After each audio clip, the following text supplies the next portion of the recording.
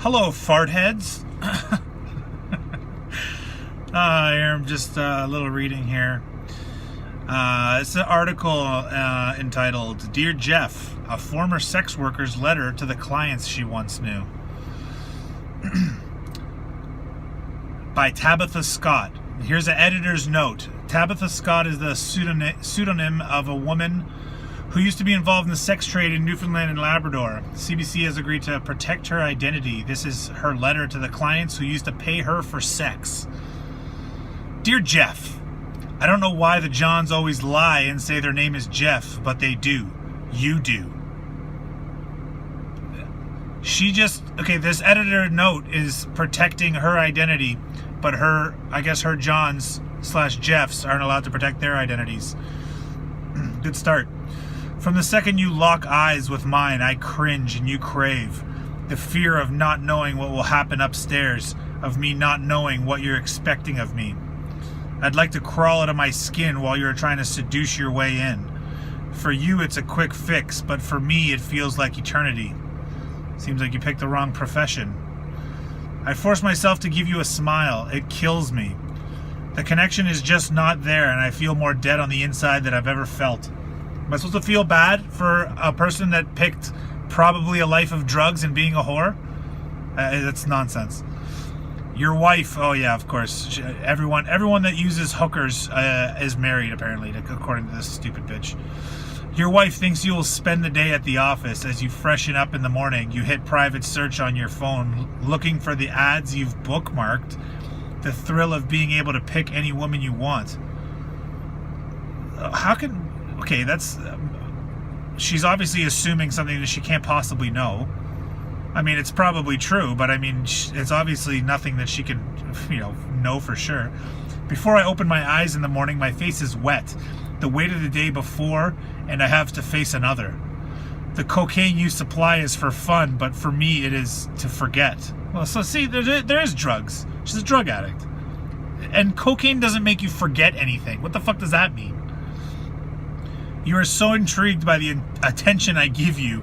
I have become a pro at saying what you need to hear. Yeah, you're a prostitute. You're a professional whore. You chose it. No one forced you to go into the sex trade. If you don't like it, then get out. Don't do it. Do something else. You're addicted to the drugs and the money. I'm sure you make good money and you blow it all on drugs, and now I'm reading this article meant to feel sorry for you? Fuck you.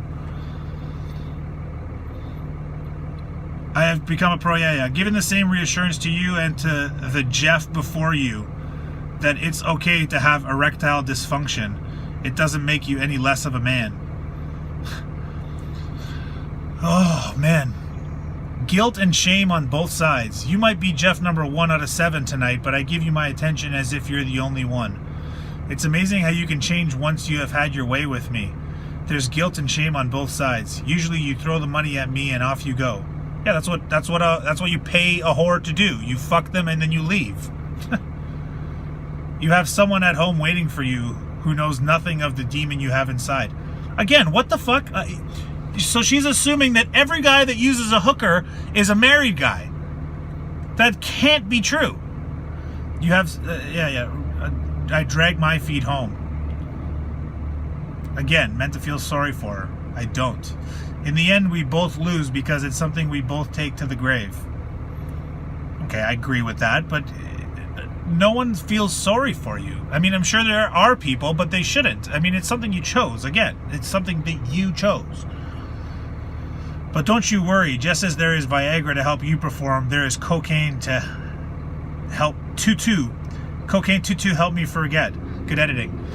Again, cocaine doesn't make you forget anything, you fucking retard. What happened under the deck?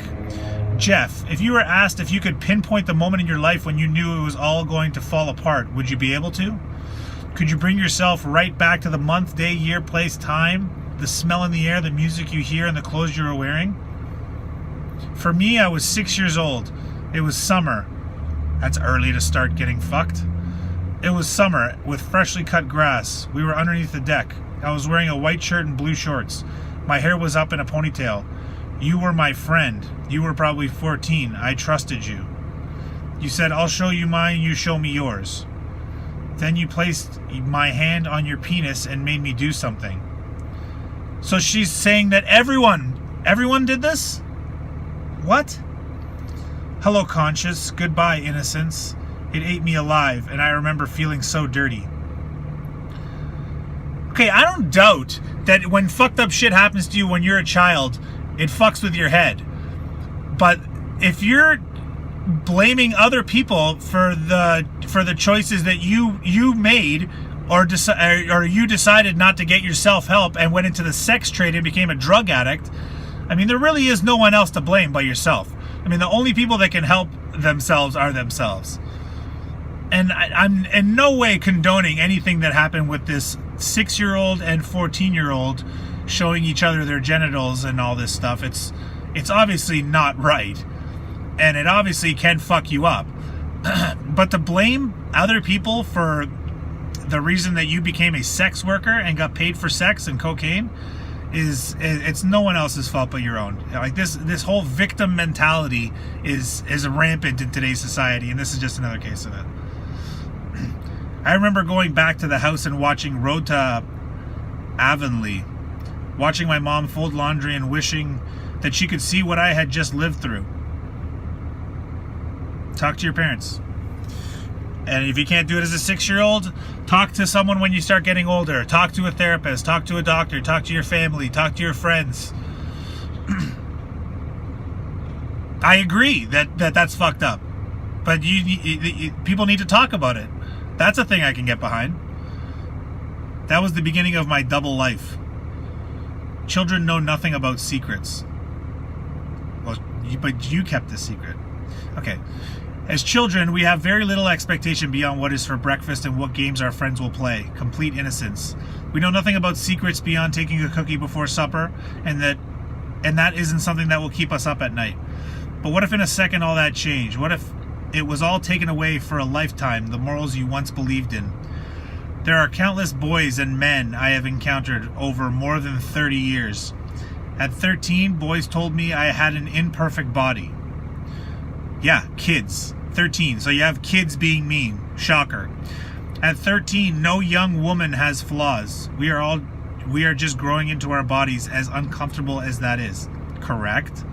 At 14, my gym teacher would turn off the lights and come into the dressing room. That's fucked up. At 15, my boyfriend tried to choke me when I wouldn't have sex with him. Okay. How old is your boyfriend when you were 15? And why do you have a boyfriend at 15? Are you hypersexualized because of the things that happened to you as a child? Did you talk to your parents about it? Did you do anything about it? No, you became a sex worker. If you can't beat them, join them. At that point, I was already so damaged that I started trading sex for food and drugs. So at 15, you were so damaged that you started trading sex for food and drugs and a place to stay. A place to stay? I didn't take any money until years later. Bloodied from rough sex, drugs, shame, regrets. But the sick part was that I knew I had no other choice but to accept that. I didn't know the difference. That's wrong. You have other choices. You made those choices, and now you're telling us we should feel sorry for you. That's fucked up. I'm not happy about what happened to you. No one's happy about a child being molested when they're young. That's fucked up and disgusting and should never happen. And whoever did this, whether it's an adult or a 14-year-old in your case, should suffer the consequences. Pleasing a man is all I have known, and in return I thought it was love. I have never known love. I have watched sexual partners come and go. Right? That's your own choice. Once they no longer needed what little I had to offer, I tried to justify to myself that the next one would work out. Years of drinking made the sexual exchange easier, living in my own little world of denial. Was it normal for all little girls to feel that if someone was nice to you, that sex was the way to say thank you? No. It took me until my 30s to stop the cycle and say enough is enough. Who wants to bet that this this this probably not young lady anymore. Yeah, until my 30s, so she's not young. Who wants to wager that this lady grew up without a father? I would bet a substantial amount of money on that. A mask of self-sabotage until one day I looked myself in the face and forgave myself. How was I supposed to know any different when this was all I've been shown? Who showed you it? You showed yourself it. Today I am clean of drugs. Good. I forgive myself for what I have done and the lives I have affected. That girl is able to smile but is also wary. Today I choose to fall forward and not backward because I choose to live the life I deserve. Okay, good. And it's a shame it took you that long. But this whole article started out with this victim mentality as if none of it is your fault. And that's just not true. No one agrees that something should happen to a young girl at the age of 6, and no one doubts that that has a serious effect on your life moving forward. But to the fact that you're going to blame that entire thing on someone else and other people should feel sorry for you is a terrible attitude to have. And I'm glad that this lady is off drugs and seemingly have her life in order at this point. But the fact that she is playing this victim card so hard, and this CBC is buying everything that she says as gospel and making us feel sorry for her, is nonsense. No one can change themselves but themselves, which she clearly did. But to blame this all on other people is just completely false. You make your own choices in life, deal with them. Fix it yourself.